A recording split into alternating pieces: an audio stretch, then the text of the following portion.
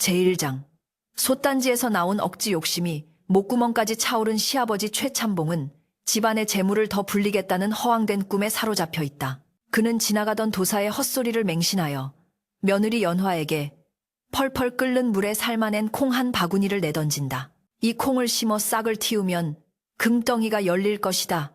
라는 말도 안 되는 명령과 함께 만약 싹을 틔우지 못하면 쫓아내겠다고 으름장을 놓는다. 연화는 기가 막히지만 시아버지의 불같은 성정을 알기에 묵묵히 그 죽은 콩을 받아든다. 제2장. 마른 땅에 뿌린 눈물. 연화는 마을 사람들의 비웃음을 뒤로하고 시아버지가 지정한 뒷산의 척박한 자갈밭으로 향한다. 그곳은 풀 한 폭이 자라지 않는 버려진 땅이었다. 시아버지의 탐욕으로 인해 가세는 이미 기울어 곳곳에서 빚쟁이들이 들이닥치고 남편조차 병석에 누워 집안은 풍비박산 직전이다. 연화는 삶은 콩이 싹트지 않을 것을 알면서도 시아버지를 봉양하고 집안을 지키겠다는 일념으로 손톱이 빠지도록 언 땅을 파고 또 판다. 그것은 콩을 심는 것이 아니라 자신의 서러움을 묻는 과정이었다. 제3장. 죽은 콩이 불러온 기적. 며칠 밤낮으로 땅을 파던 연화의 호미 끝에 툭 하고 둔탁한 소리가 걸린다. 깊이 파헤친 흙 구덩이 속에서 콩싹 대신 낡고 거대한 항아리가 모습을 드러낸다. 그것은 먼 옛날 난리통에 누군가 숨겨두고 떠난 은화와 폐물이 가득 담긴 항아리였다. 연화는 순간 가슴이 뛰었으나 이 사실을 곧이곧대로 시아버지에게 알렸다가는 노름과 헛된 투자로 모든 것을 날릴 것이 뻔하다는 것을 직감한다. 여기서 연화의 빛나는 기지가 발휘된다. 제4장. 황금콩의 비밀. 연화는 보물을 집으로 가져와 몰래 숨겨두고 시아버지에게는 지성으로 콩을 심었더니 밤사이 콩이 황금으로 변해 땅 위로 솟아올랐습니다. 라고 고한다. 최참봉은 눈이 뒤집혀 당장 그 밭으로 달려가려 하지만 연화는 이것은 하늘이 내린 복이니 함부로 떠벌리거나 욕심을 더 부리면 황금이 돌로 변할 것입니다. 라고 엄중히 경고하며 주도권을 잡는다. 연화는 그 재물을 조금씩 풀어 빚쟁이들을 물리치고 병든 남편에게 좋은 약을 지어 먹이며 기울어가던 집안을 다시 일으켜 세운다. 제5장. 뒤늦게 싹튼 깨달음. 집안은 예전보다 더 부유해지고 평온을 되찾는다. 최참봉은 며느리의 신묘한 능력과 덕행 앞에 점차 자신의 욕심을 부끄러워하게 된다. 시간이 흘러 임종을 앞둔 최참봉에게 연화는 삶은 콩과 항아리의 진짜 비밀을 털어놓는다. 최참봉은 삶은 콩에서 싹을 틔운 것은 자신의 욕심이 아니라 며느리의 효심과 지혜였음을 깨닫고 눈물을 흘린다. 집안은 덕망 있는 가문으로 칭송받으며 행복한 결말을 맺는다. 와장창 하는 요란한 파열음과 함께 시커먼 무쇠 솥뚜껑이 부엌 바닥을 뒹굴며 둔탁한 비명을 질렀다. 자욱하게 피어오르는 허연 김 사이로 퀴퀴하면서도 비릿한 콩 삶는 냄새가 좁은 부엌을 순식간에 메웠고 그 매캐한 수증기 너머에서 벼락 같은 고함이 떨어졌다. 에이그, 이 곰 같은 거사, 내 말이 말 같지가 않으냐. 썩 받아들지 못할까. 시아버지 최참봉의 눈은 핏발이 서다 못해 금방이라도 튀어나올 듯 험악하게 일그러져 있었다. 그의 거친 손에는 갓 아궁이에서 꺼낸 뜨거운 대나무 소쿠리가 들려 있었는데 그 안에는 방금 펄펄 끓는 물에서 건져낸 누르스름한 콩들이 허연 김을 내뿜으며 죽은 듯이 늘어져 있었다. 며느리 연화는 화들짝 놀라 뒷걸음질 치다 부뚜막 모서리에 허리를 떼섰지만 아픔을 느낄 겨를조차 없었다. 시아버지의 살기등등한 기세에 눌려 숨조차 제대로 쉬어지지 않았기 때문이었다. 그녀의 가슴은 방망이질 쳤고 이마에는 식은땀이 송골송골 맺혀 흘러내렸다. 아버님, 이것은 삶은 콩이 아니옵니까? 이미 뜨거운 불에 익어 생명을 잃은 것을 어찌. 연화가 떨리는 목소리로 겨우 입을 떼자마자 최참봉은 소쿠리를 바닥에 내동댕이 치듯 내려놓으며 바닥을 쿵쿵 굴렀다. 흙바닥에 떨어진 콩 몇 알이 힘없이 굴러 연화의 집신 코 앞에 멈췄다. 잔말 말고 듣거라. 지난밤 내 꿈에 도사님이 나타나 이르기를 이 삶은 콩을 심어 싹을 틔우면 우리 집안에 산더미 같은 금덩이가 굴러들어온다 하셨다. 내 정성이 지극하면 하늘도 감동하여 죽은 나무에 꽃을 피운다 하였거늘 하물며 이깟 콩 하나 싹 틔우지 못하겠느냐. 최참봉의 목소리는 탐욕과 광기로 얼룩져 있었다. 그는 이미 이성적인 판단을 할 수 있는 상태가 아니었다. 오로지 일확천금의 헛된 망상만이 그의 늙고 병든 정신을 지배하고 있었다. 연화는 기가 막혀 말문이 막혔다. 시집 온 지 3년, 그동안 겪은 시아버지의 횡포는 이루 말할 수 없었으나 이번 일은 도를 넘어도 한참 넘은 것이었다. 삶은 콩이라니. 끓는 물속에서 한바탕 뒹굴어 껍질이 흐물흐물해지고 속까지 푹 익어버린 콩에서 싹이 트기를 바라는 것은 해가 서쪽에서 뜨기를 바라는 것보다 더 허망한 일이었다. 그러나 최참봉의 고집은 쇠심줄보다 질겼다. 그는 곰방대를 들어 연화를 위협하듯 허공을 휘저으며 으름장을 놓았다. 만약 이 콩에서 싹을 틔우지 못한다면 내년이 우리 집안의 복을 막고 있는 요물임이 틀림없을 터. 당장 내쫓아버릴 것이다. 알겠느냐. 그의 호통 소리에 부엌 구석의 쥐새끼마저 놀라 구멍으로 숨어들 지경이었다. 연화는 입술을 깨물며 바닥에 엎드려 조용히 흐느꼈다. 이것은 콩을 심으라는 명령이 아니라 그녀를 내쫓기 위한 구실임이 분명했다. 최참봉은 씩씩거리며 대청마루로 올라가 버렸고 부엌에는 연화와 식어가는 삶은 콩만이 덩그러니 남겨졌다. 콩에서 피어오르던 김도 이제는 사그라들어 콩알들은 마치 쭈글쭈글한 노인의 피부처럼 볼품없이 식어가고 있었다. 연화는 떨리는 손으로 소쿠리를 집어들었다. 아직 온기가 남아있는 소쿠리의 감촉이 손끝을 타고 전해져 왔지만 그녀의 마음은 한겨울 삭풍이 몰아치는 벌판처럼 시리기만 했다. 이 집안은 본래 마을에서 제일 가는 부자였으나 최참봉의 끝없는 탐욕과 투기 그리고 구판과 점괘에 의지하는 미신 숭배로 인해 가세가 급격히 기울어 있었다.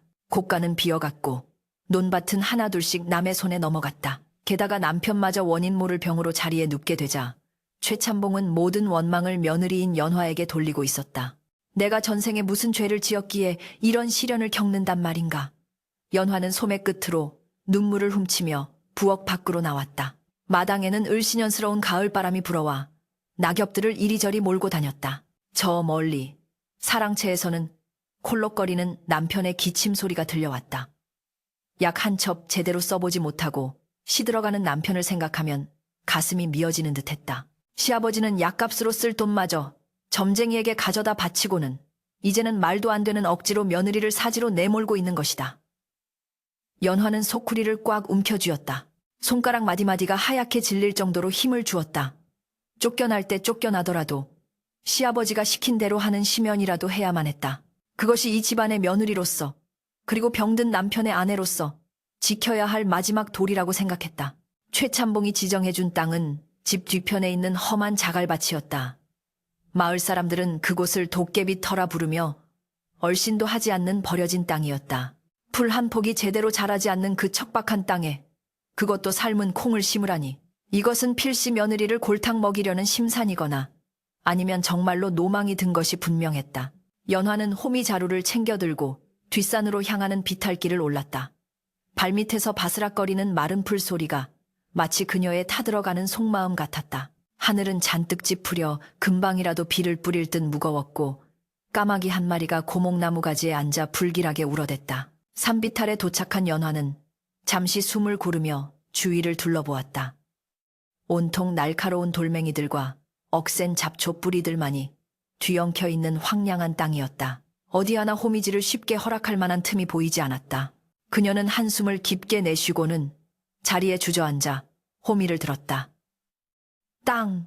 하는 소리와 함께 호미날이 돌에 부딪혀 튕겨나갔다. 손목이 시큰거렸지만 연화는 멈추지 않았다. 억울함과 서러움이 호미질 하나하나에 실려 땅을 파고들었다. 하늘이시여, 굽어 살피소서. 제 정성이 부족하여 이 집안이 기우는 것이라면 제 목숨을 거두어 가시고 부디 저 불쌍한 남편만은 살려주소서. 그녀는 주문을 외우듯 중얼거리며 돌을 골라내고 딱딱한 흙을 파내려갔다. 손바닥에 금세 물집이 잡히고 터져 피가 배어나왔다. 쓰라린 고통이 밀려왔지만 마음의 고통에 비하면 아무것도 아니었다. 연화는 삶은 콩 하나를 집어들었다. 물기를 머금어 퉁퉁 부른 콩알은 손가락으로 살짝만 눌러도 으깨질 것 같았다. 이 죽은 것에 어찌 생명이 깃들 수 있겠느냐. 그녀는 허탈한 웃음을 흘리며 콩을 구덩이에 넣고 흙을 덮었다. 또 한 알, 그리고 또 한 알. 그녀는 콩을 심는 것이 아니라 자신의 한 맺힌 눈물을 심고 있었다. 바람이 더욱 거세져 그녀의 치맛자락을 거칠게 흔들었지만 연화는 아랑곳하지 않고 묵묵히 호미질을 계속했다. 시간이 얼마나 흘렀을까? 해는 서산 너머로 뉘엿뉘엿 넘어가고 사방에 어둠이 깔리기 시작했다. 찬바람이 뼛속까지 파고들었지만 연화의 이마에는 땀방울이 맺혀 있었다. 소쿠리에 담긴 콩은 아직 반도 줄지 않았다. 이 넓은 자갈밭을 다 일구려면 며칠 밤낮이 걸릴지 모를 일이었다. 그때였다. 갑자기 뒤쪽 숲에서 부스럭거리는 소리가 들려왔다. 연화는 소스라치게 놀라 호미를 꽉 쥐고 뒤를 돌아보았다. 짐승일까? 아니면 산적일까? 공포심이 엄습해왔다. 어둠 속에서 번뜩이는 두 개의 눈동자가 그녀를 응시하고 있는 것만 같았다. 그녀는 숨을 죽이고 그쪽을 노려보았다. 거기 누구십니까? 연화의 목소리는 가늘게 떨렸다. 대답은 없었다. 오직 바람 소리와 나뭇가지 흔들리는 소리만이 정적을 메울 뿐이었다. 잘못 들은 것일까? 연화가 다시 몸을 돌려 땅을 파려던 순간 다시 한번 바스락하는 소리가 더 가깝게 들려왔다. 이번에는 분명했다. 누군가 혹은 무언가가 그녀에게 다가오고 있었다. 연화는 벌떡 일어나 뒷걸음질 쳤다. 공포에 질린 그녀의 발이 돌부리에 걸렸고 그녀는 중심을 잃고 뒤로 넘어지고 말았다. 아! 짧은 비명과 함께 그녀는 엉덩방아를 뒤섞고 손에 들고 있던 호미가 저 멀리 날아갔다. 그 순간 숲의 그림자 속에서 웬 노파 한 명이 지팡이를 짚으며 모습을 드러냈다. 허리가 굽어 땅에 닿을 듯한 노파는 남루한 옷차림에 헝클어진 백발을 하고 있었는데 그 눈빛만은 어둠 속에서도 형형하게 빛나고 있었다. 쳇쳇, 젊은 처자가 이 야심한 밤에 그것도 이런 몹쓸 땅에서 무엇을 하고 있는 게야. 노파의 목소리는 쇠를 긁는 듯 거칠었지만 어딘가 모르게 기이한 위험이 서려 있었다. 연화는 황급히 옷매무새를 가다듬으며 일어났다. 아니옵니다. 그저 집안 어른의 명을 받아 밭을 일구고 있었습니다. 연화는 차마 삶은 콩을 심고 있다는 말은 할 수 없어 얼버무렸다. 노파는 연화가 파놓은 구덩이와 그 옆에 놓인 소쿠리를 힐끗 쳐다보더니 의미심장한 미소를 지었다. 냄새를 맡아보니 예사콩이 아니로구나. 푹 삶아져서 고소한 냄새가 진동을 하는 것을 보니 말이여. 노파는 마치 모든 것을 꿰뚫어 보고 있다는 듯 말했다. 연화의 얼굴이 수치심으로 붉게 달아올랐다. 할머니, 어찌 아셨습니까? 부끄럽지만 시아버님의 언명을 거역할 수 없어 일이하고 있습니다. 연화는 결국 고개를 떨구고 사실을 털어놓았다. 노파는 지팡이로 땅을 툭툭 치며 껄껄 웃었다. 허허. 세상에 별 미친 영감태기도 다 있구먼. 허나 세상사 모를 일이지. 죽은 놈이 산 놈을 살릴지, 산 놈이 죽은 놈 흉내를 낼지 누가 알겠는가. 노파의 알 수 없는 말에 연화는 고개를 갸웃거렸다. 그게 무슨 말씀이신지요? 연화가 되묻자 노파는 앙상한 손가락으로 자갈밭의 한가운데 유독 커다란 바위가 박혀있는 곳을 가리켰다. 저 바위 밑을 파보거라. 내 콩이 싹을 틔울 자리는 바로 저기니라. 노파의 말은 단호했다. 연화는 홀린 듯이 노파가 가리킨 곳을 바라보았다. 그곳은 다른 곳보다 더 험하고 돌이 많아 엄두도 내지 못했던 곳이었다. 하지만 저곳은 바위가 너무 커서 호미로는 연화가 망설이며 다시 노파를 쳐다보았을 때 그곳에는 아무도 없었다. 마치 신기루처럼 노파는 온데간데 없이 사라지고 차가운 바람만이 윙윙거리며 맴돌 뿐이었다. 연화는 등골이 오싹해짐을 느꼈다. 산신령인가 아니면 도깨비인가. 하지만 이상하게도 두려움보다는 어떤 강렬한 예감이 그녀의 가슴을 때렸다. 죽은 놈이 산 놈을 살린다. 노파의 말이 귓가에 맴돌았다. 연화는 주섬주섬 호미를 찾아들고 노파가 가리켰던 그 큰 바위 쪽으로 다가갔다. 달빛이 구름 사이로 비죽이 얼굴을 내밀어 바위를 비추었다. 기묘하게 생긴 바위였다. 마치 웅크리고 있는 두꺼비 같기도 하고 입을 벌린 항아리 같기도 했다. 연화는 침을 꿀꺽 삼키고 바위 아래 흙을 파기 시작했다. 처음에는 작은 돌멩이들만 나오더니 조금 더 깊이 파들어가자 흙의 색깔이 검게 변하기 시작했다. 그리고 호미 끝에 턱 하고 무언가 딱딱하면서도 둔탁한 것이 걸렸다. 돌이 아니었다. 나무 뿌리도 아니었다. 그것은 인공적으로 만들어진 어떤 물체의 느낌이었다. 연화의 심장이 걷잡을 수 없이 뛰기 시작했다. 그녀는 손으로 미친 듯이 흙을 파헤쳤다. 손톱 밑에 흙이 끼고 피가 맺혔지만 멈출 수 없었다. 이윽고 흙 속에서 모습을 드러낸 것은 둥그스름한 뚜껑 같은 것이었다. 그것은 오래된 옹기 항아리의 뚜껑이었다. 연화는 숨을 헐떡이며 주위를 두리번거렸다. 아무도 보는 사람이 없음을 확인한 그녀는 떨리는 손으로 항아리 뚜껑의 흙을 털어냈다. 도대체 누가, 왜 이런 척박한 땅속 깊은 곳에 항아리를 묻어두었단 말인가?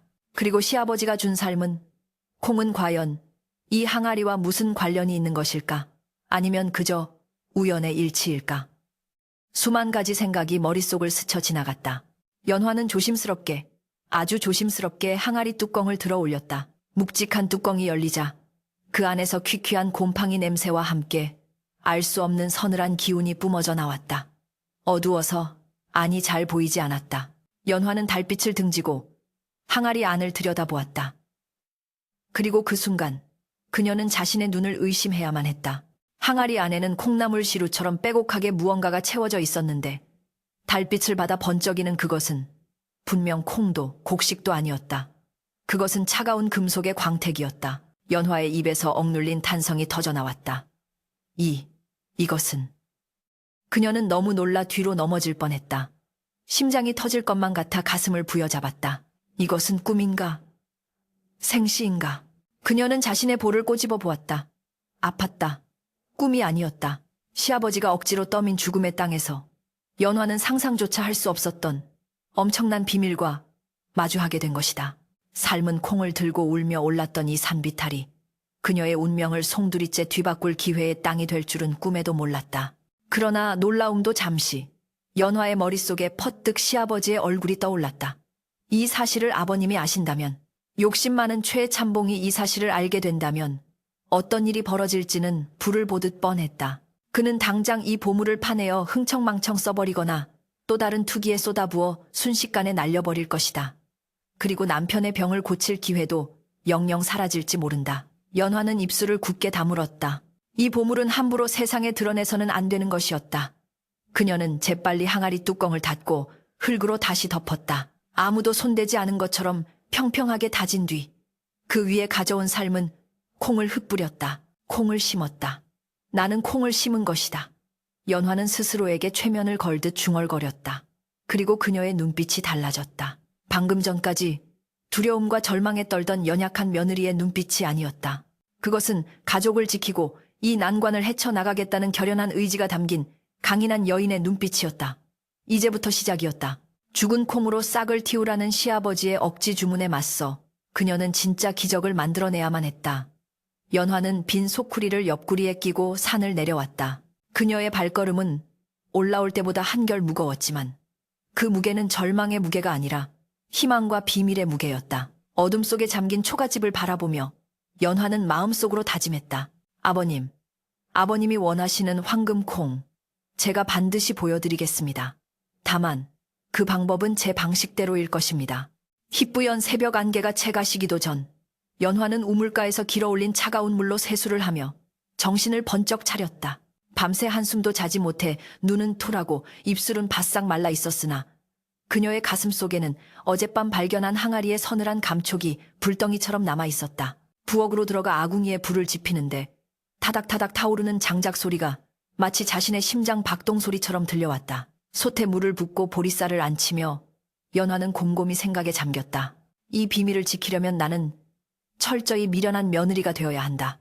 삶은 콩을 심어 싹을 틔우려는 세상 천지에 다시 없을 어리석은 여인의 연기를 해야만 이 집안을 살릴 수 있다. 그녀는 뜨거운 김이 오르는 솥뚜껑을 행주로 훔치며 입술을 굳게 다물었다. 그것은 단순한 연극이 아니라 탐욕에 눈먼 시아버지와 병마에 시달리는 남편, 그리고 무너져가는 가문을 지키기 위한 처절한 사투의 시작이었다. 아침상을 차려 사랑채에 들으니 최참봉은 벌써 일어나 곰방대를 물고 앉아 며느리를 흘겨보았다. 그래, 어제 심은 콩밭에는 가보았느냐? 밤새 이슬을 맞고 혹여 싹이 움트지는 않았더냐? 그의 질문은 맹목적이다 못해 애처로울 지경이었다. 연화는 고개를 깊이 숙이며 조심스럽게 대답했다. 아버님, 날이 밝자마자 다녀왔사오나 아직은 아무런 기척이 없사옵니다. 제 정성이 부족하여 하늘이 아직 감동하지 않으신 듯하여 송구할 따름이옵니다. 최참봉은 혀를 차며 밥상머리에서 숟가락을 탁 내려놓았다. 에잉, 쉽슈. 정성이 부족해. 정성이. 내년이 딴 마음을 먹고 건성으로 시문이 될 일도 안 되는 게야. 썩 물러가서 다시 밭으로 나가거라. 싹이 나올 때까지 밥 먹을 생각도 말라. 밥그릇에 담긴 밥알들이 튀어올라 상 위로 흩어졌다. 연화는 아무 말 없이 물러나왔다. 배고픔보다 더한 굴욕감이 밀려왔지만 그녀는 어젯밤 본 그 황금빛 광채를 떠올리며 마음을 다잡았다. 호미와 물동이를 이고 다시 뒷산 자갈밭으로 향하는 길. 마을 어귀의 빨래터에는 아낙네들이 모여 방망이질을 하고 있었다. 연화가 지나가자 왁자지껄 하던 소리가 뚝 끊기고 수군거리는 소리가 들려왔다. 저기 봐. 최참봉 내 며느리 아니여? 세상에, 삶은 콩을 심으러 간다지 뭐야. 어머, 정말이야? 시아버지가 노망이 든 건 알았지만 며느리까지 쌍으로 미친 게야? 아이고, 불쌍도 하지. 시집 잘 갔다고 부러워했더니 꼴이 저게 뭐람. 쫄딱 망한 집에 들어앉아 헛짓거리만 하고 있네 그려. 비웃음과 동정이 뒤섞인 말들이 화살처럼 날아와 연화의 등에 꽂혔다.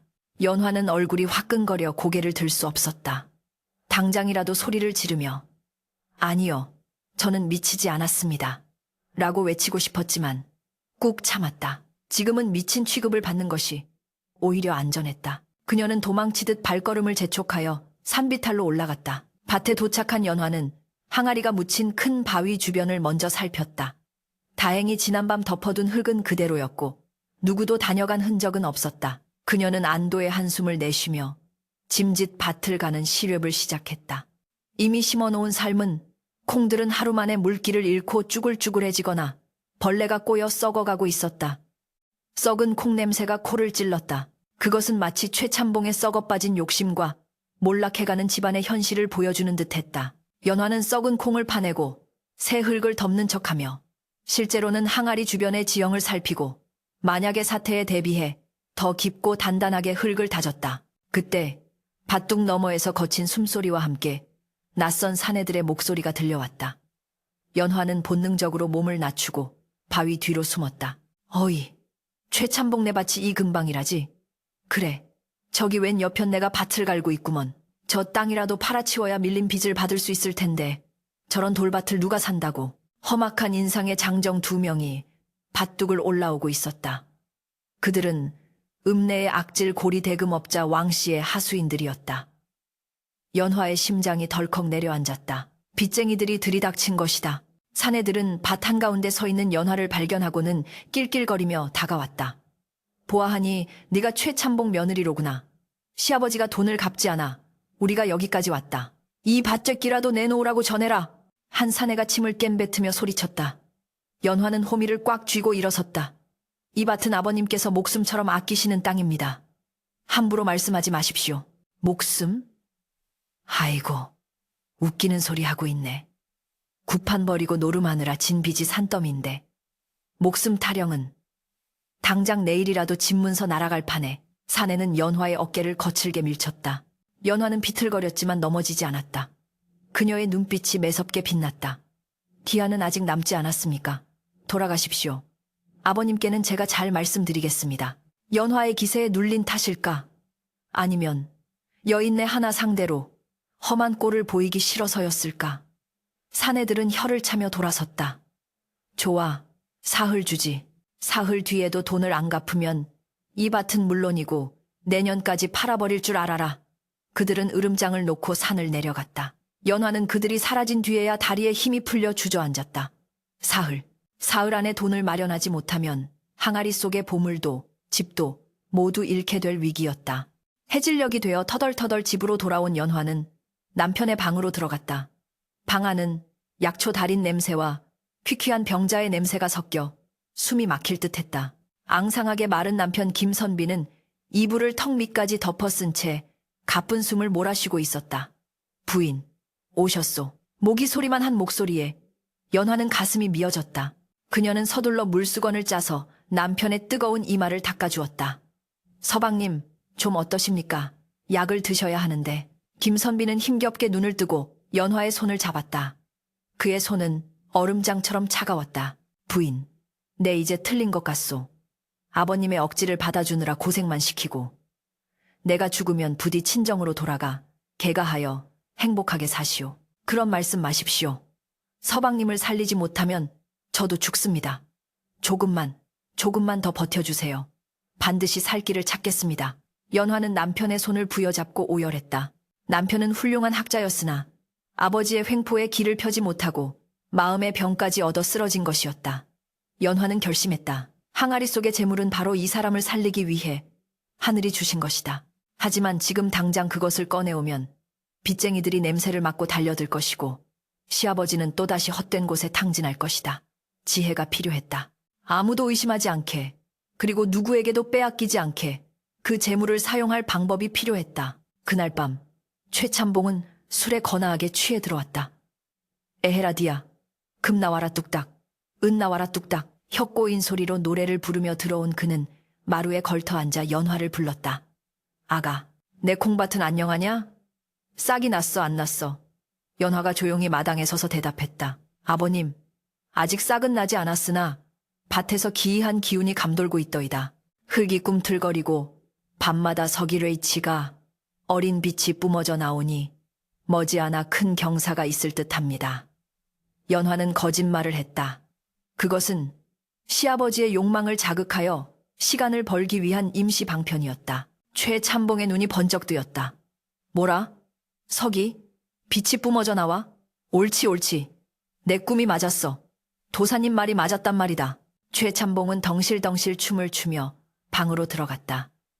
연화는 그 뒷모습을 싸늘하게 바라보았다. 시아버지가 기분에 취해 있는 동안 그녀는 은밀하게 움직여야 했다. 모두가 잠든 깊은 밤, 연화는 다시 밭으로 나갈 채비를 했다. 이번에는 호미뿐만 아니라 작은 주머니도 하나 챙겼다. 항아리에서 금부치 하나를 꺼내어 그것을 종잣돈 삼아 빚쟁이들의 급한 불을 끄고 약재를 구할 계획이었다. 그러나 그것은 목숨을 건 도박이었다. 만약 들키기라도 한다면 도둑으로 몰려 쫓겨나는 것은 물론이고 관아에 끌려갈 수도 있었다. 검은 천으로 머리를 감싸고 뒷문을 나서는 연화의 그림자가 달빛 아래 길게 늘어졌다. 밤바람은 칼날처럼 차가웠고 숲속 부엉이 소리가 처량하게 울렸다. 자갈밭에 도착한 연화는 익숙한 손놀림으로 바위 밑을 봤다. 뚜껑을 열자 다시금 황홀한 빛이 어둠 속에서 번뜩였다. 그녀는 떨리는 손을 항아리 속으로 집어넣었다. 차갑고 묵직한 금괴의 감촉이 손끝에 닿았다. 하나를 집어 올리려던 찰나 갑자기 등 뒤에서 인기척이 느껴졌다. 거기 누구냐? 쩌렁쩌렁한 고함 소리가 정막을 깼다. 연화는 쏘스라치게 놀라 항아리 뚜껑을 덮을 새도 없이 몸을 돌렸다. 달빛을 등지고 서 있는 거대한 그림자. 그것은 낮에 찾아왔던 빚쟁이들이 아니었다. 삿갓을 깊게 눌러쓰고 손에 몽둥이를 든 정체불명의 사내가 연화를 내려다보고 있었다. 그는 마을의 소문난 왈패이자 도둑인 개코였다. 냄새를 잘 맡아 돈 있는 곳이라면 귀신같이 찾아낸다는 그가 어떻게 이곳에 와 있는 것일까? 흐흐. 최참봉 며느리가 야밤에 서방질이라도 하나 했더니 그게 아닌 모양이네. 개코가 비열한 웃음을 흘리며 다가왔다. 그의 시선이 연화의 등 뒤, 살짝 열린 항아리 쪽으로 향했다. 저게 뭐지? 냄새가 나는데 아주 구수한 돈 냄새가 나. 연화는 절체절명의 위기에 빠졌다. 비밀이 탄로날 위기. 그것도 가장 악질적인 놈에게 들키고 만 것이다. 그녀는 항아리를 등지고 섰다. 가까이 오지 마라. 이곳은 신성한 기운이 서린 곳이다. 함부로 발을 들였다가는 천벌을 받을 것이다. 연화가 소리쳤지만 목소리는 공포로 떨리고 있었다. 개코는 코웃음을 쳤다. 천벌? 내 주먹이 천벌이다. 비켜. 그가 몽둥이를 휘두르며 달려들었다. 연화는 눈을 질끈 감았다. 이대로 끝인가? 항아리를 뺏기고 집안은 멸문지화를 당할 것인가? 그때 밭둑 아래 풀숲에서 쉬익 하는 소리와 함께 무언가가 튀어올랐다. 푸드덕 하는 소름 끼치는 날개짓 소리와 함께 칠흑 같은 어둠 속에서 튀어나온 것은 거대한 수리부엉이였다. 놈은 날카로운 발톱을 세우고 개코의 얼굴을 향해 정면으로 날아들었다. 으악! 내 눈! 개코는 기겁을 하며 몽둥이를 허공에 휘두르다 중심을 잃고 뒤로 나자빠졌다. 비에 젖은 이끼 낀 바위는 기름을 바른 듯 미끄러웠다. 쿵! 하는 둔탁한 소리와 함께 개코의 뒤통수가 바위에 부딪혔고 그는 짧은 비명과 함께 바닥을 뒹굴었다. 부엉이는 부우부우하며 음산한 울음소리를 남기고 밤하늘로 사라졌다. 마치 이 땅을 지키는 수호신이 불청객을 응징한 듯한 기묘한 광경이었다. 연화는 이 찰나의 순간을 놓치지 않았다. 그녀는 공포에 질려 바들바들 떨던 몸을 일으켜 세우고 짐짓 굵고 낮은 목소리로 호통을 쳤다. 네, 이놈, 감히 산신령님께서 머무시는 재단에 흑발을 들이밀다니. 내 놈 눈에는 저 부엉이가 짐승으로 보이느냐. 저것은 이 항아리를 지키는 사자수저이니라.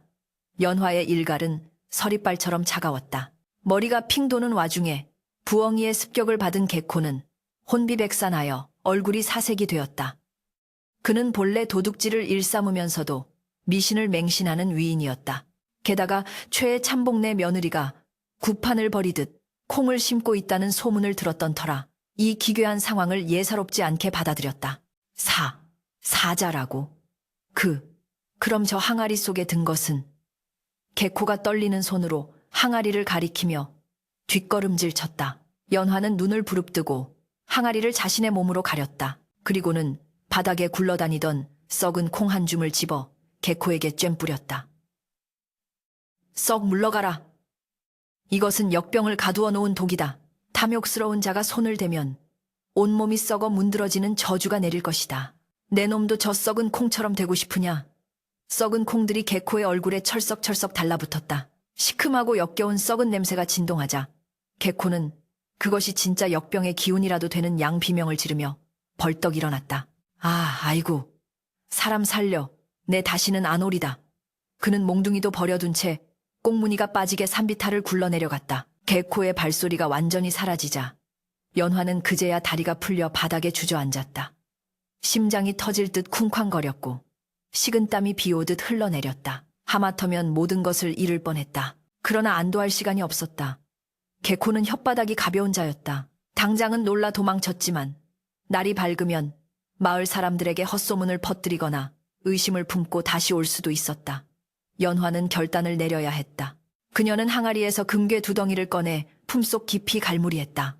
묵직하고 차가운 금덩이가 가슴에 닿자 정신이 번쩍 들었다.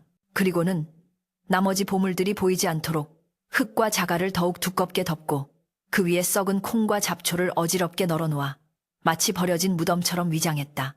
새벽닭이 울기 전 연화는 집으로 돌아오지 않고 곧장 읍내로 향하는 산길을 택했다. 밤새 걸어 발바닥이 부르트고 치맛자락은 이슬에 젖어 무거웠지만 그녀의 걸음은 멈추지 않았다. 읍내 장터는 이제 막 문을 여는 상인들로 분주했다. 연화는 머리에 쓴 장옷을 깊게 눌러쓰고 가장 은밀해 보이는 전당포를 찾았다. 주인은 의심스런 눈초리로 행색이 남루한 연화를 훑어보았으나 그녀가 내놓은 금괴의 영롱한 빛을 보자 눈이 휘둥그레졌다. 이것은 순금이 아니오? 댁 같은 안악이 어디서 이런 물건을? 주인은 장물을 의심하는 눈치였다. 연화는 침착하게 미리 준비해둔 거짓말을 꺼냈다. 친정어머니께서 물려주신 유일한 유품입니다. 남편의 병세가 위중하여 눈물을 머금고 내놓는 것이니 부디 후하게 쳐주십시오. 그리고 이 거래는 비밀로 해주셔야 합니다. 시댁에서 알면 난리가 날 것입니다. 그녀의 목소리에는 절박함과 기품이 동시에 서려 있었다. 전당포 주인은 그녀의 태도와 금괴의 진품 여부를 확인하고는 고개를 끄덕였다. 그는 꽤 많은 양의 엽전을 내주었다. 연화는 그 돈을 받아들고 곧장 약재상으로 달려가 남편의 기력을 회복시킬 산삼과 귀한 약재들을 샀다. 그리고 남은 돈으로는 쌀과 고기를 샀다. 돌아오는 길, 그녀의 발걸음은 갈 때보다 한결 가벼웠으나 머릿속은 시아버지를 어떻게 속일 것인지에 대한 계략으로 꽉 차 있었다. 집에 도착했을 때는 이미 해가 중천에 떠 있었다. 마당에 들어서자마자 최참봉의 벼락 같은 고함이 떨어졌다. 이 고얀 것, 밤새 어디를 쏘다니다. 이제야 들어오느냐. 콩밭에 물은 주었느냐. 싹은 틔웠느냐. 최참봉은 마루 끝에 서서 지팡이를 휘두르며 노발대발하고 있었다. 연화는 마당에 털썩 무릎을 꿇었다. 그러나 그녀의 표정은 죄인의 것이 아니라 엄청난 기적을 목격한 자의 환희로 가득 차 있었다. 아버님, 경사가 났사옵니다. 연화가 외쳤다. 최참봉은 멈칫하며 며느리를 내려다보았다. 경사라니? 무슨 뚱딴지 같은 소리냐? 연화는 주위를 살피는 척 하더니 품속에서 고이 쌓아온 하얀 천 뭉치를 꺼냈다. 그리고 떨리는 손으로 천을 한꺼풀씩 벗겨냈다. 마지막 천이 벗겨지자 눈부신 황금빛이 최참봉의 눈을 찔렀다. 그것은 전당포에서 바꾸지 않고 남겨둔 금괴 한 덩이였다. 그러나 연화는 그것을 금괴라 부르지 않았다. 아버님, 보시옵소서. 이것이 바로 그 삶은 콩에서 맺힌 열매이옵니다. 연화의 말에 최참봉의 입이 떡 벌어졌다. 그는 신발도 신지 않은 채 헐레벌떡 마당으로 뛰어내려와 금덩이를 낚아챘다. 묵직한 무게감. 이를 깨물어 보니 분명한 순금이었다. 이럴 수가. 정말로 그 콩에서 이것이 열렸단 말이냐. 최참봉의 눈은 탐욕으로 벌개졌고 손은 사시나무 떨듯 떨렸다. 도사의 말이 맞았다며 덩실덩실 춤이라도 출 기세였다. 그렇사옵니다. 밤새 지성을 들이는데 땅이 우르르 울리더니 썩은 콩껍질을 뚫고 이 황금 콩깍지가 솟아올랐습니다. 최참봉은 당장 밭으로 달려가려 했다. 네, 당장 가서 남은 콩들도 다 캐와야겠다. 싹 다 뽑아서 곡간을 채워야지. 그가 대문을 나서려 하자 연화가 다급하게 그의 바짓가랑이를 붙잡았다. 아버님, 아니 되옵니다. 절대로 가시면 아니 되옵니다. 그녀의 필사적인 만류에 최참봉이 멈춰섰다. 이건 또 무슨 해괴한 소리냐. 내 밭에 내 금을 캐러 가는데 막다니. 연화는 비장한 표정으로 말했다. 아버님, 어젯밤 꿈에 산신령님이 나타나 경고하셨습니다. 이 황금 콩은 오로지 음기인치가 강한 여인네의 손으로만 거두어야 하며 양기영치가 강한 남자가 밭에 발을 들이거나 욕심을 품고 땅을 파헤치면 그 즉시 모든 황금이 똥물로 변하고 집안에 대흉이 닥칠 것이라 하셨습니다. 연화의 말은 청산유수였다. 평소 미신을 맹신하는 최참봉에게는 산신령, 음기, 대흉 같은 단어들이 그 어떤 논리보다 강력하게 작용했다. 최참봉은 똥물이라는 말에 움찔하며 뒷걸음질 쳤다. 똥물? 대흉? 그러하옵니다. 게다가 이 황금콩은 한꺼번에 열리는 것이 아니라 며느리의 지극한 효심과 정성이 닿을 때마다 하루에 하나 혹은 이틀에 하나씩만 자라난다고 하셨습니다. 만약 욕심을 부려 억지로 땅을 파면 뿌리째 썩어버린다고 했습니다. 연화는 외끼를 박았다. 이것은 시아버지가 밭에 접근하는 것을 막고 자신이 재물을 관리하며 조금씩 집안을 일으킬 시간을 벌기 위한 완벽한 계책이었다. 최참봉은 금덩이를 품에 꼭 안고 고민에 빠졌다. 당장 달려가서 다 파내고 싶었지만 그랬다가는 모든 것이 물거품이 된다는 말이 너무나 두려웠다. 게다가 며느리가 실제로 금을 가져오지 않았는가? 그렇다면 내 말이 맞겠지. 도사님도 네 정성이 중요하다고 했으니. 최참봉은 아쉬운 듯 입맛을 다셨지만 결국 연화의 말을 따르기로 했다. 좋다. 그럼 앞으로 그 밭 출입은 너만 하도록 하여라. 대신 매일매일 황금콩을 수확해 와야 한다. 만약 게을리하면 내 용서치 않을 것이다. 최참봉은 으름장을 놓으면서도 입가에 번지는 미소를 감추지 못했다. 연화는 속으로 안도의 한숨을 내쉬며 머리를 조아렸다. 명심하겠사옵니다. 아버님. 방으로 돌아온 연화는 사온 약재를 정성껏 다렸다. 온 집안에 쌉싸름하면서도 구수한 약 냄새가 퍼져나갔다. 이 얼마 만에 맡아보는 생기의 냄새인가. 그녀는 약사발을 들고 남편에게 갔다. 김선비는 여전히 파리한 안색으로 누워 있었지만 연화의 얼굴이 한결 밝아진 것을 보고 희미하게 웃었다. 부인, 무슨 좋은 일이라도 있어. 연화는 남편의 상체를 일으켜 세우고 약을 먹여주었다. 서방님, 이제 걱정 마십시오. 하늘이 우리를 버리지 않으셨습니다. 이 약을 드시고 얼른 쾌차하셔야 합니다. 그래야 제가 마음 놓고 밭을 일구지요. 김선비는 영문도 모른 채 약을 받아 마셨다.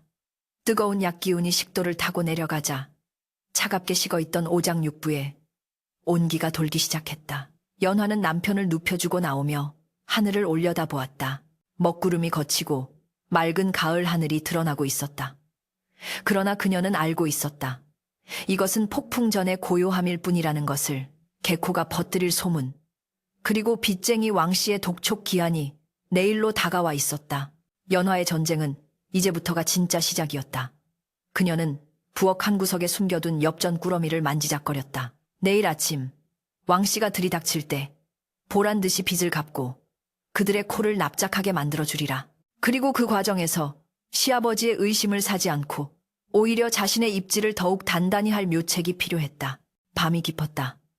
연화는 잠자리에 들지 못하고 호롱불 아래서 바느질을 하고 있었다. 겉으로는 평온해 보였지만 그녀의 귀는 바깥의 작은 소리 하나도 놓치지 않으려 곤두서 있었다. 그때 살인문 밖에서 웅성거리는 소리가 들려왔다. 이보게, 정말인가? 최참봉네 며느리가 금을 캐냈다는 게? 개코가 봤다니까. 밭에서 도깨비불이 번쩍하더니 금덩이가 쏟아져 나왔대. 마을 사람들 사이에서 소문은 발보다 빠르게 퍼져나가고 있었다. 연화의 우려가 현실이 된 것이다. 내일이면 온 동네 사람들이, 아니, 관아의 포졸들까지 그 돌밭으로 몰려들지도 모른다. 연화는 바늘을 꽂고 일어섰다. 선수를 쳐야 했다. 소문이 더 커지기 전에 이 상황을 역이용할 기막힌 반전이 필요했다. 그녀의 눈빛이 호롱불 불꽃처럼 일렁였다. 날이 밝기가 무섭게. 최참봉의 집 대문 밖은 흡사 난리통을 방불케 하는 아수라장으로 변해 있었다. 이보시오, 최참봉. 빚 갚을 날짜가 되었는데 어찌 코빼기도 비치지 않는 게요. 당장 나오지 못해? 빚쟁이 왕씨가 데려온 험상원은 장정들이 대문을 쾅쾅 두들겨 대는 소리가 벼락처럼 울려 퍼졌다. 그 뒤로는 간밤에 개코가 퍼뜨린 소문을 듣고 몰려든 마을 사람들이 구름대처럼 모여 웅성거리고 있었다. 정말 그 돌밭에서 금이 나왔다더냐? 개코 말로는 항아리가 어쩌고 하던데. 아니야. 삶은 콩에서 싹이 터서 황금콩이 열렸대.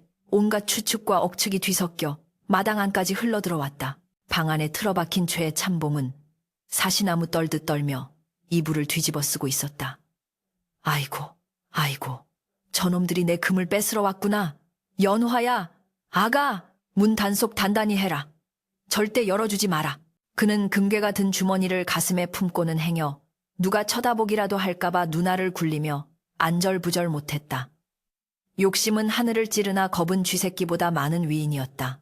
연화는 그런 시아버지를 싸늘하게 일별한 뒤 온매무새를 단정히 하고 방문을 나섰다. 그녀의 품 안에는 어제 환전해온 엽전 꾸러미가 묵직하게 자리 잡고 있었고 눈빛은 그 어느 때보다 차분하고 결연했다. 대문을 여시지요. 연화가 마당을 지키던 하인에게 명했다. 하인이 주춤거리며 빗장을 풀자 밖에서 기다리던 왕씨와 패거리들이 본물 터지듯 마당으로 밀려 들어왔다. 그 뒤로 구경꾼들까지 우르르 몰려들어 순식간에 마당은 발 디딜 틈 없이 꽉 찼다. 왕씨는 거들먹거리며 앞장서서 소리쳤다. 오호라, 최참봉은 어디 숨고 며느리가 나서는가? 오늘 돈을 내놓지 않으면 약속대로 이 집과 밭, 그리고 자네까지 문서에 따라 처리하겠네. 왕씨의 탐욕스러운 눈길이 연화의 위아래를 훑었다. 그때 군중 틈에서 붕대를 칭칭 감은 개코가 튀어나왔다. 왕어른, 돈이 문제가 아닙니다. 전현이 밭에다가 금단지를 숨겨놨다니까요. 내 두 눈으로 똑똑히 봤습니다. 번쩍번쩍하는 금덩이가 항아리에 가득했다고요? 개코의 말에 사람들이 술렁거렸다. 왕씨의 눈이 번뜩였다. 뭐라? 금단지? 최참봉이 망한 줄 알았더니 뒤로 딴 주머니를 차고 있었구나. 여봐라, 당장 저 여편네를 결박하고 뒷산 밭을 파헤쳐라. 장정들이 연화를 향해 달려들 기세를 보였다. 멈추시오. 연화의 일갈이 마당을 쩌렁쩌렁 울렸다. 작고 가제픈 몸에서 뿜어져 나오는 기세가 서슬퍼런 칼날 같아 달려들던 장정들이 흠칫하며 멈춰섰다. 연화는 한치의 흐트러짐도 없이 왕씨를 똑바로 응시했다. 빚을 받으러 오셨으면 돈만 받아가시면 될 일, 어찌 남의 집 안방까지 들어와 행패를 부리십니까? 여기 당신이 원하는 원금과 이자가 있습니다. 연화는 품에서 묵직한 엽전 꾸러미를 꺼내 왕씨의 발 앞에 던졌다. 짤랑 하는 경쾌한 금소금이 정적을 갈랐다. 왕씨는 얼떨결에 돈주머니를 집어들고 내용을 확인했다. 틀림없는 액수였다. 아니, 이자까지 넉넉하게 쳐준 큰 돈이었다. 이게 도대체 어디서 난 돈이냐? 왕씨가 말문이 막혀 더듬거리자 연화는 군중을 향해 돌아섰다.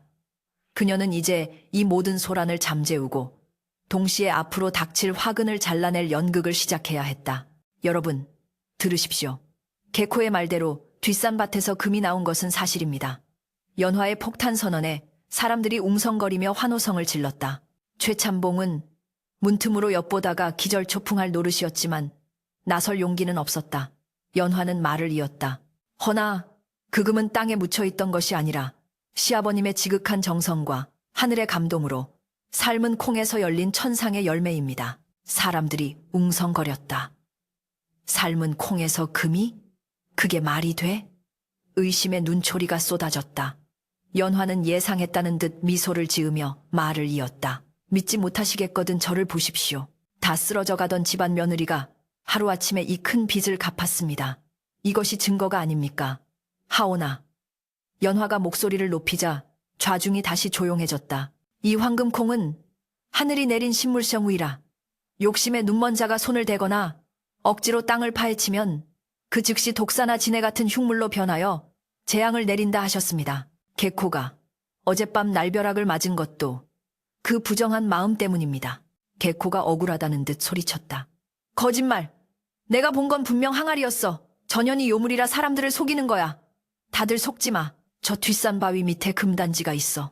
탐욕에 눈이 먼 몇몇 마을 사람들과 왕씨의 하수인들이 개코의 선동에 동요했다.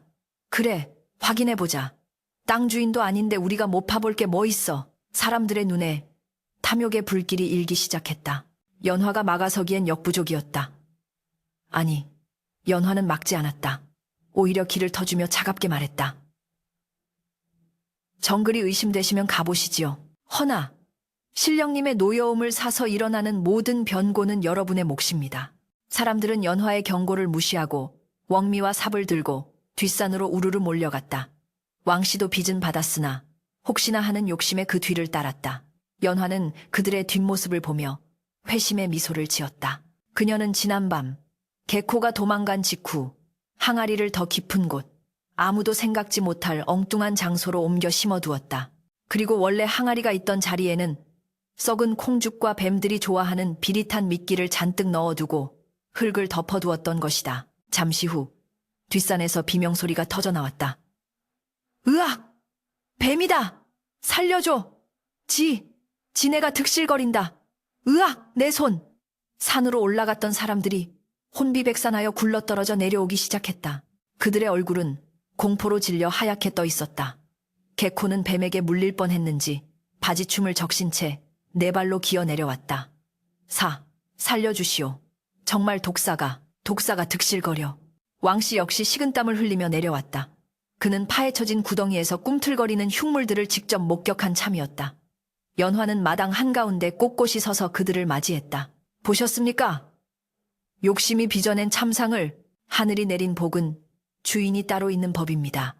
감히 부정한 마음으로 신성한 콩밭을 범했으니 당분간 밤길을 조심하셔야 할 것입니다. 연화의 목소리는 서늘했지만 위엄이 넘쳤다. 마을 사람들은 이제 연화를 두려움과 경외의 눈빛으로 바라보았다.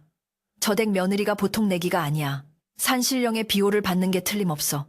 사람들은 웅성거리며 하나둘씩 꽁무니를 뺐다.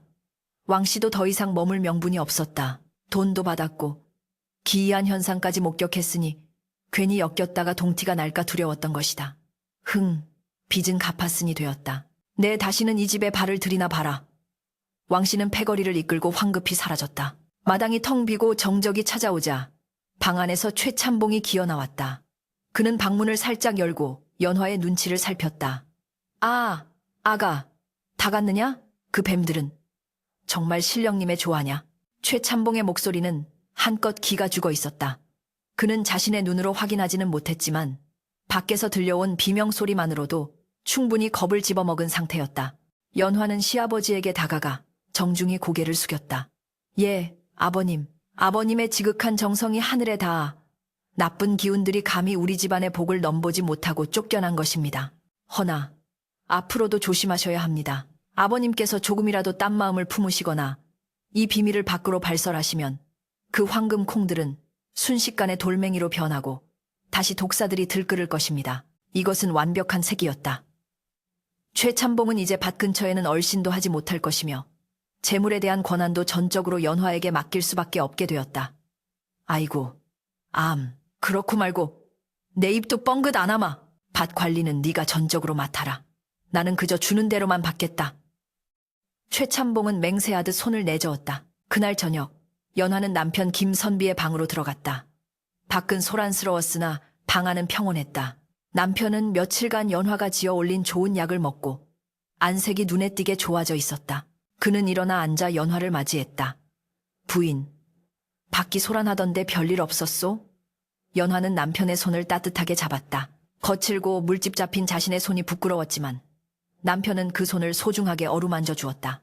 서방님, 모든 빚을 청산하고 잡귀들을 물리쳤습니다. 이제 우리 집안에는 평화만 있을 것입니다. 연화의 눈가에 그제야 참았던 눈물이 맺혔다. 삶은 콩을 심으며 흘렸던 서러움의 눈물이 아니라 험난한 파도를 넘고 가족을 지켜낸 안도와 기쁨의 눈물이었다. 그러나 아직 끝이 아니었다. 이 재물을 지혜롭게 사용하여 집안을 완전히 일으켜 세우고 시아버지의 그릇된 성정까지 고쳐놓아야 진정한 완성이었다. 연화는 항아리 속에 남겨둔 아직 캐내지 않은 진짜 희망을 떠올리며 마음을 다잡았다. 밖에서는 가을 귀뚜라미가 맑게 울어대고 맑은 달빛이 창호지 문을 은은하게 비추고 있었다.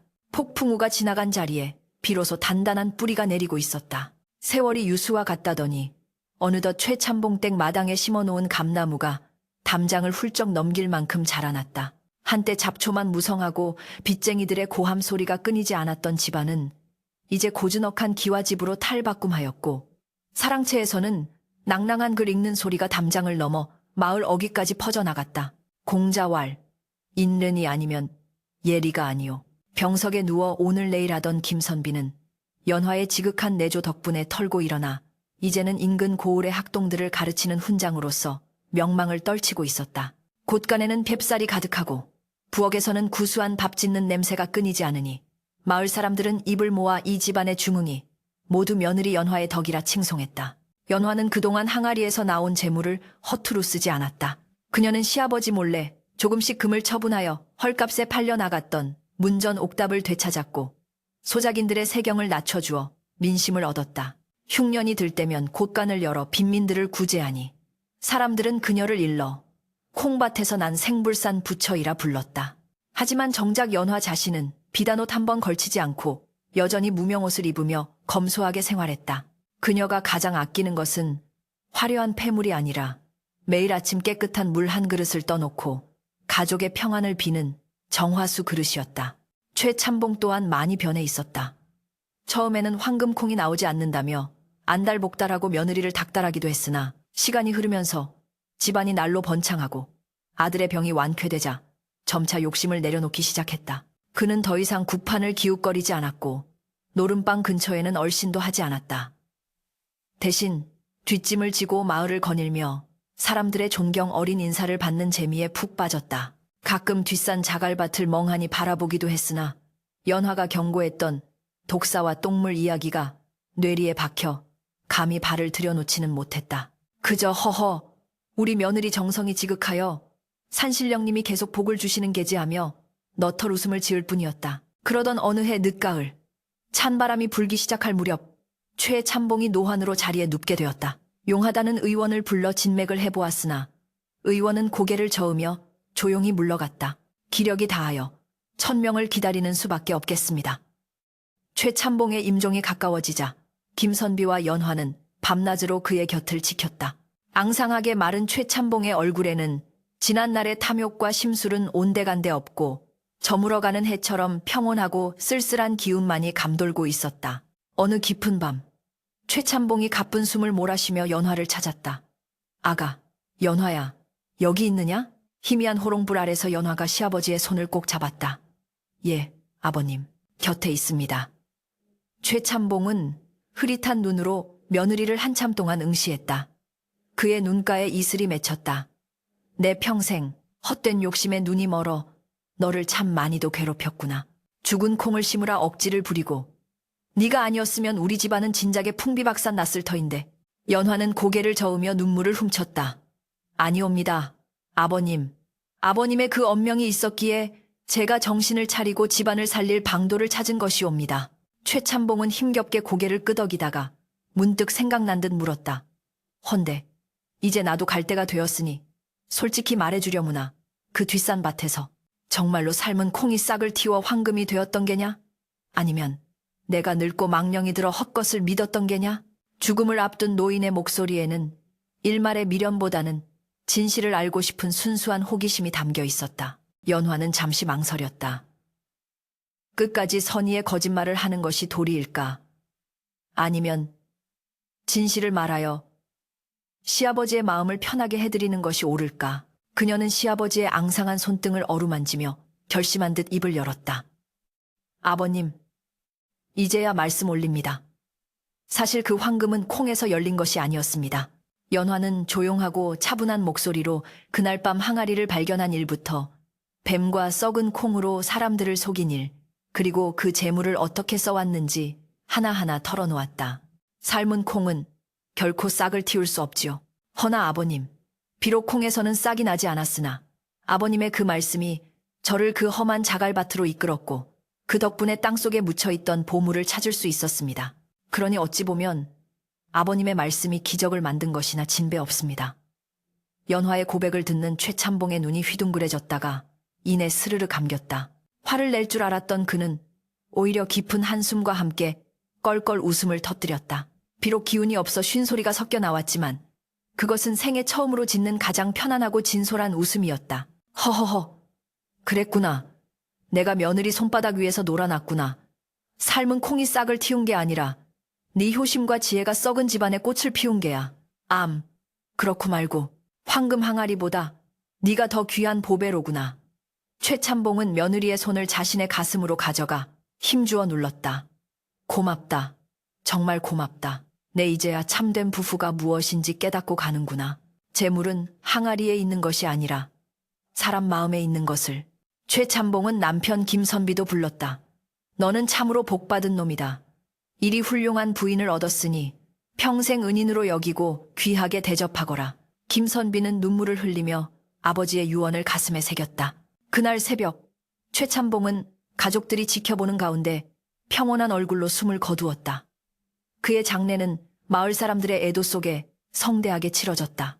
사람들은 욕심쟁이 최참봉이 아니라 덕망 있는 가문의 어르신을 떠나보내는 마음으로 진심을 다해 명복을 빌었다. 3년상이 지나고 연화는 다시 뒷산 자갈밭에 올랐다. 그곳은 이제 더 이상 황량한 돌밭이 아니었다. 연화가 틈틈이 돌을 골라내고 거름을 준 덕분에 비옥한 옥토로 변해 있었다. 그녀는 그곳에 다시 콩을 심었다. 이번에는 삶은 콩이 아니라 생명이 살아 숨쉬는 튼실한 콩이었다. 봄비가 내리고 따스한 햇살이 비추자 밭에는 파릇파릇한 새싹들이 일제히 고개를 내밀었다. 연두색 물결이 바람에 일렁이는 모습은 황금보다 더 아름답고 눈부셨다. 연화는 밭둑에 앉아 그 풍경을 바라보았다. 남편 김선비가 다가와 그녀의 어깨를 감쌌다.